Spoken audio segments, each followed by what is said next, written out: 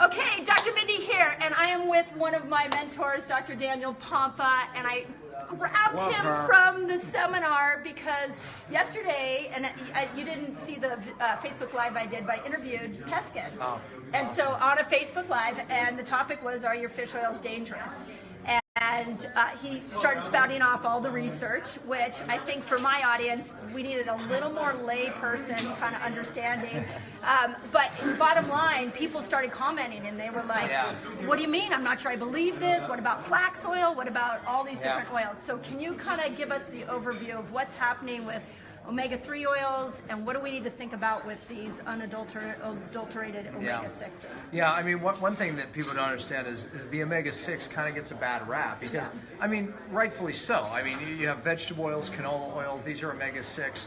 They're all rancid, they're all bad. But for whatever reason, the fish oil gets a break. When fish oil is a polyunsaturated fat, it oxidizes. As a matter of fact, some of the research that was shown is it oxidizes actually the moment it goes in your mouth. So I know your fish oil, perhaps, but this one is no oxidation. They do all this great processing, and that may be true.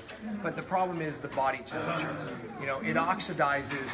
You get around that 98-degree mark, oxidation's going to occur. So the body then, what it'll do, it sees an oxidized fat, it'll start using your own antioxidants to try to deal with this, but it wastes your antioxidants. So these omega-3s, these rancid omega-3s, they get into the cell membrane. In particular, I spoke about how it goes into the mitochondrial membrane. And your people are saying, okay, what does that mean? Okay, that's where you make cellular energy. And so studies show is why it depletes your body's energy, your cell's energy, because it replaces these fats that are really important and needed. One of which I talked about is called cardiolipin, but you need that fat, it's an omega-6, in the mitochondria to make energy. So it replaces that, and now your mitochondria doesn't function as well. So therefore you just don't make as much cellular energy.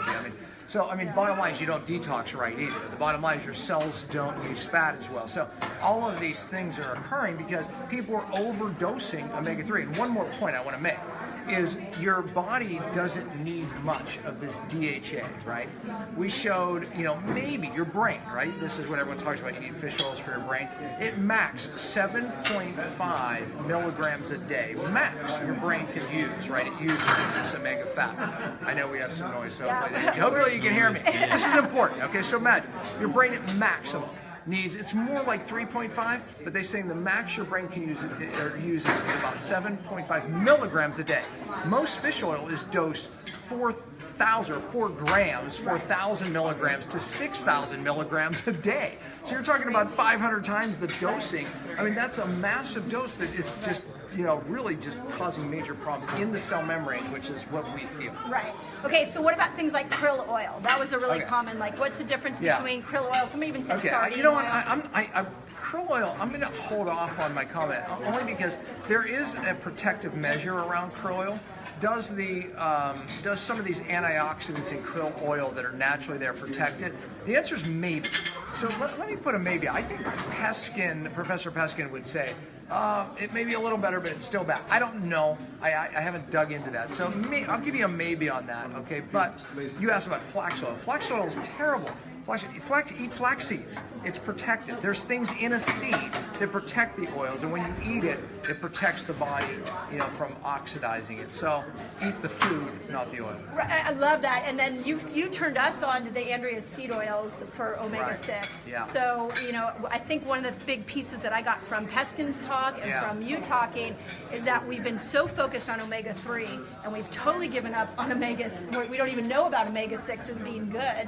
So what are some options for food if I want to work over here on omega-6? It's great because, we talk about the problem, right? To fix the membranes, so we feel better, function better, hormones are better, we have to get the omega-6. Unadulterated, and I already said, corn oil, all the things that we're ingesting, it's bad omega-6, so it creates more of the problem.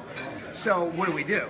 Raw nuts and seeds, definitely a source. So, for example, a walnut, I would say most people are like, oh, that has all the good omega-3. It's actually 5 to 1 omega-6, good omega-6 to 1 omega-3. So you need omega-3, you just need it in the right ratio.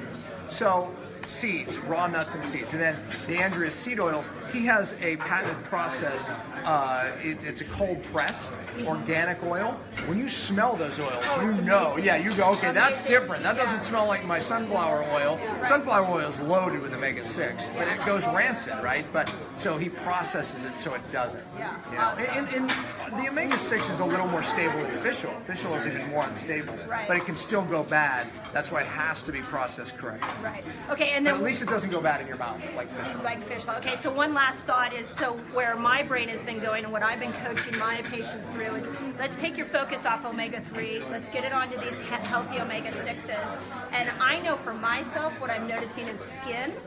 My skin is so much softer. Huge. And even the woman that does my facials, the last time I went in was like, oh, I don't know what you're doing, but it's really working.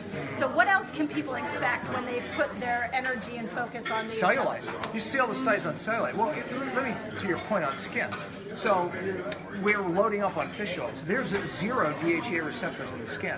So therefore, but what happens is when you're taking these huge overdoses of fish oil, which most people are doing, it ends up going in the skin. It's forced into the cell in the skin. Now, here's the problem. You know, I don't believe sun causes skin cancer. I believe sun causes skin cancer when it hits these oxidized fats that shouldn't be in the skin. So that's where the real evidence is showing is. So most people have the DHEA, the wrong fat in these cells, and then it oxidizes with the sun. So indirectly, then, you know, the sun can cause it. But, you know, does it cause skin cancer when you have the right fat? So the point is the receptors in the skin are omega-6. Omega-6 is 100% in the skin. So that's why you notice the difference in your skin. He showed from stage, it was a psoriasis patient. In 1 month, he kept sending pictures, it cleared up the psoriasis. Omega-6 in these cells is very important. So then last point was cellulite. You said, so you increase the omega-6 and we're seeing changes in cellulite. Yeah, right. So it's like a cellulite is not because you're fat. It's not so simple. The cellulite literally is occurring because of the fat imbalance in the cell. Awesome. Cool We're stuff. awesome. So there you got it. Hopefully we answered your questions. Leave a comment if you want to know more. We're happy Share to it. do People need this. Yeah, How many share people it. are being poisoned by fish oil? Right, You know, right. because the science is there. And by the way, one of the leaders, Eric Topol. I mean, this guy was Mr. Fish Oil. I mean, he leads the cardiology clinic, whatever. I can't remember the name, Scripes or something. Anyways, he bailed on fish oil. So more and more doctors are bailing on it as they look at the research anyway. So Awesome. share it. Awesome. You're great. Thank you. You got it. You got it. Have a great